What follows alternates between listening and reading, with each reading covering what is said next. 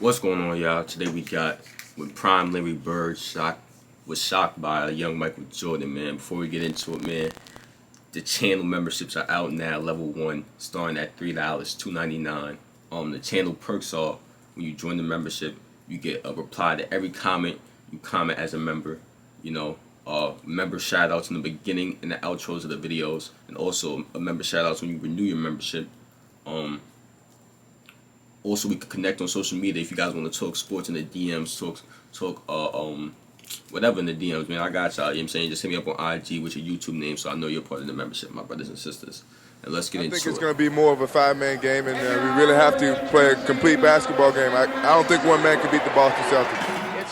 Actually, one man did almost beat the Boston Celtics, and his name was Michael Jeffrey Jordan. On April 20th, 1986, NBA fans watched Game 2 in the first round of the 1986 Eastern Conference Playoffs. The 30-52 Chicago Bulls, led by a 23-year-old Michael Jordan, versus the 67-15 Boston Celtics, led by Larry Bird and a number of other A-list stars. It cannot be overstated. This is one of the most incredible moments in the history of not just the NBA, but the history of sports. The Celtics, who were the defending champs, had all-stars Kevin McHale, Robert Parrish, Danny Ainge, former league MVP Bill Walton, Dennis Johnson, and of course, Larry Joe Bird, who won that season's MVP and the final MVP in the season before. And the Bulls had, well, Michael Jordan. We all know MJ went for 63 points in the Boston Garden, including 54 points in regulation. But let me give you the opportunity to really look closely at what transpired that day. It'll blow you away, I promise. A 23-year-old Michael Jordan went into Boston against a team with the best defensive rating and the best net rating in the NBA. And I crunched all the numbers. Here's what he did. 12 for 22 on pull-up jumpers, 8 for 14 on drives to the basket, and 2 of 5 shots what are described as other shots. He shot 22 of 41 overall from the floor, with only 3 of those shots being uncontested. 38 of his 41 shots were shot with a hand in his face. It's amazing. Oh, and he attempted 21 free throws and hit 19 of them, with the 2 of the most important attempts coming at the end of regulation, that MJ of course converted to send the game into overtime. Larry Bird was nothing to sneeze at in that game either. Larry Legend had 36 points in the game, 12 rebounds, 8 assists, and hit 14 of his 27 shot attempts. He had big help too, getting 24 points from Danny Ainge, 27 from McHale, 15 from Dennis Johnson, 13 from Robert Parrish, and even 10 points from Bill Walton coming off the bench. And a quick fun fact, although MJ didn't have nearly the supporting cast as Bird had, he still somehow got 24 points from teammate Orlando Woolridge, who strangely played more minutes in the game than even Mike. But it was really all Mike. Jordan in that case. Get off the glass and hope that one of his freer players can get an offensive rebound. One of the things I was looking for early, Dick, is the tempo of the game by the Bulls. Jordan. Chicago had a 12-point lead in the first half of the game against the Celtics Thursday. Jordan trying to fake Bird, can't do it. This is spot knocker. It's the jumper, but Bird played pretty well defensively against Jordan there. You got to hang on Jordan's shooting hand. Michael Jordan has 8 points and is the game high score. Going baseline. Michael Jordan, the basket, good at a foul. That was the Christmas massacre, but the troops are back. Jordan against Dennis Johnson. Jordan setting a screen. Johnson trying to fight through it on a switch. Bird guards Jordan, and Jordan hits the jumper anyway. That boy just getting to his spots. Long range. Bucket. Jordan trying to double team. Woolridge misses again. Here's Michael Jordan. Basket will be good and a foul, and 25 for Michael Jordan. He's trying to Michael Jordan right now. 10 points in this period for what a great shot. He just rallied on the boards. Talk about Bird, sheer determination. At certain points of a game, Michael Jordan has those same qualities. This game, Jordan against Ainge.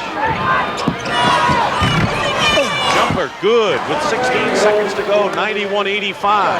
And a hard-fought victory for the Boston Celtics to take a 2-0 lead over Chicago in their best of 5.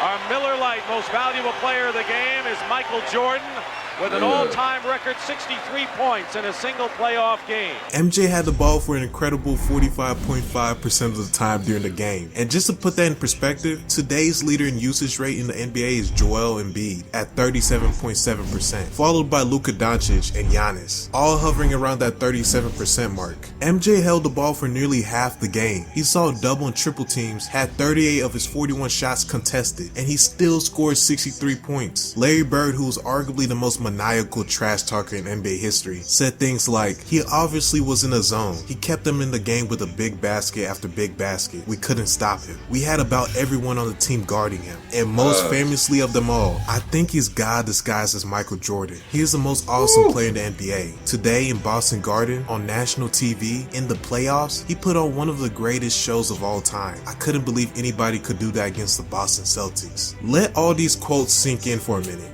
Nah, for These real. remarks came from a guy that never said good things about anyone, not even his own teammates. From Larry This is the Bird, same you know what I'm Larry Bird saying? who won back-to-back regular season MVPs, was the defending NBA champion and reigning Finals MVP, and the same guy who was at the time considered as probably the best player in the world. This is the same Larry Bird that told Reggie Miller, "I'm the best effing shooter in the league." This is the same Larry Bird who walked into the locker room earlier that season, just before the start of the 1986 three-point contest, and said to all the guys, "Who's coming in second?" and then proceeded to win the three-point contest for the third year in a row, while not even bothering to take off his warm-up jacket. I'm done, man. Really? Seriously, That was this guy different. was something That's else.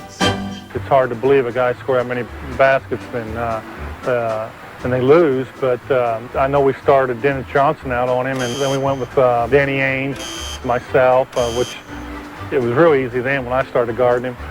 Then Bill Walton, and we was trying to run him to help all the time, but he had his outside shot going so well that he really didn't need to penetrate that much.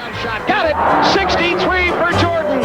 At 29 years old and in the heart of his prime, Larry Bird, the fiercest and most menacing player in sports, openly acknowledged a ringless and MVP-less Michael Jordan as the best athlete in the NBA today. Actually, I was wrong. None of this makes sense. It's wild. That would be like Kobe Bryant in the heart of his prime, or in his late 20s, calling LeBron the best player in the NBA at just 23 years old. No relentlessly fierce competitor would ever dare to let those words come out of his mouth. But think about it. That's just how special MJ was that day in 1986. Two things are true. That remains the best performance ever by a man in that building, and that building has seen a whole bunch of stars on even their own team. Bird, McHale, Pierce, Garnett, Parrish, you named them. And the best performance ever by a player under the age of 25. Oh, and that will most likely be the only time in NBA history that a man regarded by fans and players as the best player in the game will call a kid in his second season the best player / athlete in the world. In the league where we had Magic, Hakeem, Barkley, Dr. J, MJ, Moses Malone, Ewing, Larry Bird was the best player in the world, according to his peers. Never will we hear such praise again from the level of a player for a guy who hasn't won anything in the NBA. Not like that, nope. All MJ had on his resume was a whole bunch of points. No hardware yet. Larry said all that about him. Well, I guess that's three things that are true. So yeah.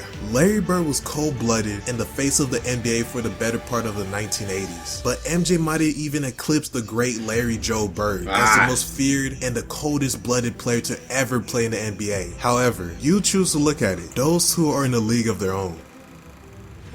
But it was an incredible playoff performance. I've never seen it before, and I had never seen it after. If I said Michael Jordan, what would you say? I think unbelievable. I mean, he I can tell you some things that happened in the games against us. One time I turned, I jumped, and he still went. His knees almost hit me in the chin. And that's when I realized that this guy's pretty special for his jumping ability, but cat quick.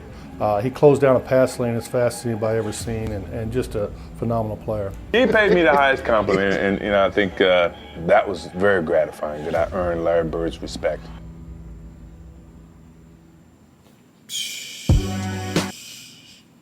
The last out of this one, y'all.